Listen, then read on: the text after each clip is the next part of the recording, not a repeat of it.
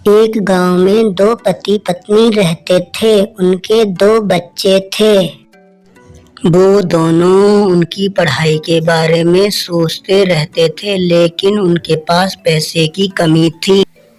लड़का तथा लड़की में से वो लड़की को नहीं पढ़ाते थे, लड़के को पढ़ाते थे। एक दिन उनकी लड़की अनन्या एक सुनसान स्कूल में पहुंच गई। उसने देखा वह चुड़ैलों का स्कूल था। आओ बेटा, पढ़ाई कर लो। अरे मैं ये कहाँ आ गई? ये कौन सा स्कूल है? आप कौन हैं? बताइए ना मुझे। अरे बेटा अनन्या, तुम यहीं पढ़ लो ना। ये बहुत अच्छा स्कूल है, यहाँ पर बहुत अच्छी पढ़ाई होती है। ठीक है, हम अच्छे से पढ़ाएंगे, क्योंकि आपके पापा तो पढ़ाते नहीं हैं आपको। बेटा यहाँ पर हर सब्जेक्ट की क्लास अच्छे से लगती है और बहुत सारे टीचर हैं। आप यहीं पर पढ़ाई करो। देखिए अनन्या, आपके साथ इस स्कूल में पढ़ेगी, कोई भी बच्चा कोई भी शैतानी नहीं करेगा, ठीक है?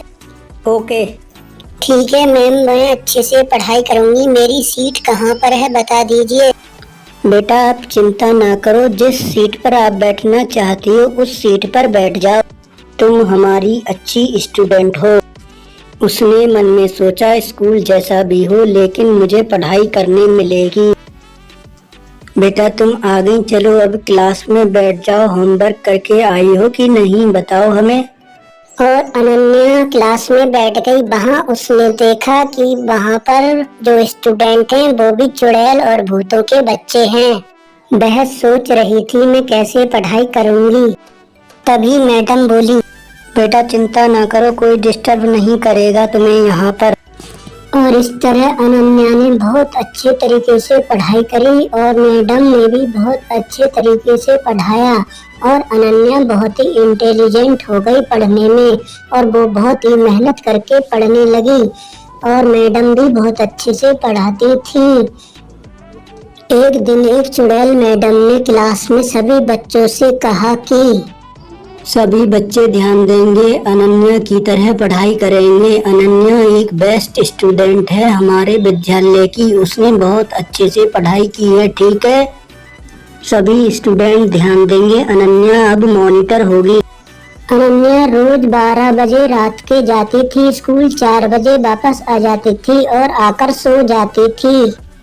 एक रात अनन्या बिस्तर पर बैठकर अपने मन में सोच रही थी, स्कूल में सभी टीचर और स्टूडेंट आखिर चुड़ैल और भूत क्यों हैं? मुझे जाकर ये पूछना होगा अगले दिन क्लास में, तभी मुझे पता चलेगा ये क्या है आखिर। अनन्या काफी बेचैन थी, वह इस बात का पता लगाना चाहती थी आखिर ये क्या है और वह इंतजार करने लगी कि 12 कब बजेंगे। जैसे ही 12 बजे वह स्कूल के लिए निकल गई और वह क्लास में पहुंच गई। उसने क्लास में पूछा, तुम लोग आखिर भूत कैसे बने मुझे बताओ। उनमें से एक स्टूडेंट बोला, दीदी हमारे स्कूल का टूर जा रहा था, एक बस में सभी स्टूडेंट और हमारे टीचर मौजूद थे। ये जैसे ही पहाड़ी पर हम लोग जा रहे थे, बस अचानक खाई में गिर गई और हम सभी लोग मर गए। तभी से हम लोग यहाँ पर पढ़ाई करते हैं, सभी टीचर और स्टूडेंट यहीं पर पढ़ाई करते हैं। ठीक है दीदी, आपको समझ में आया?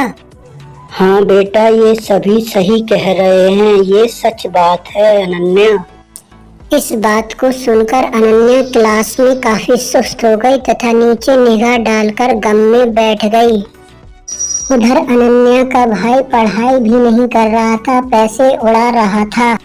उधर अनन्या बहुत मेहनत कर रही थी।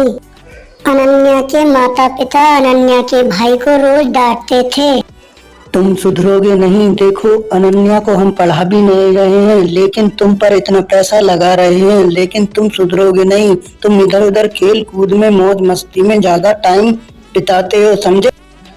देखिए पापा, आप मुझ पर पैसे खर्च कर रहे हैं, कोई एहसान नहीं कर रहे हैं। मैं पूरी मेहनत कर रहा हूँ, लेकिन मैं क्या करूँ ये बताइए आप। बेटा तुम अपने पापा से ऐसे कैसे बात कर रहे हो? तुम्हें तमीज नहीं है? माता पिता की डांट खाकर अनन्या का भाई घर से बाहर चला गया। एक दिन सभी लोग अनन्या के फ्रेंड की पार्टी में गए। वहाँ अनन्या के भाई ने बदतमीजी कर दी।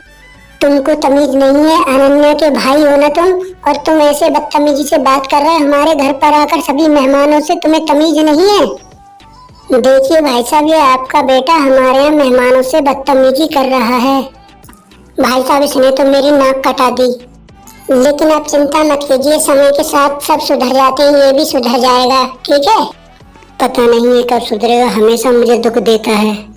पता नहीं तुम कब सुधरोगे, ऐसे बदतमीजी से बात करते हो, मुझे नीचा दिखवाते हो हमेशा। उधर अनन्या ने घर का खर्चा चलाने के लिए ट्यूशन पढ़ानी शुरू कर दी। सुनिए जी, अनन्या जो है कैसे ट्यूशन पढ़ा लेती है पता नहीं, हमने तो इसे पढ़ाया नहीं।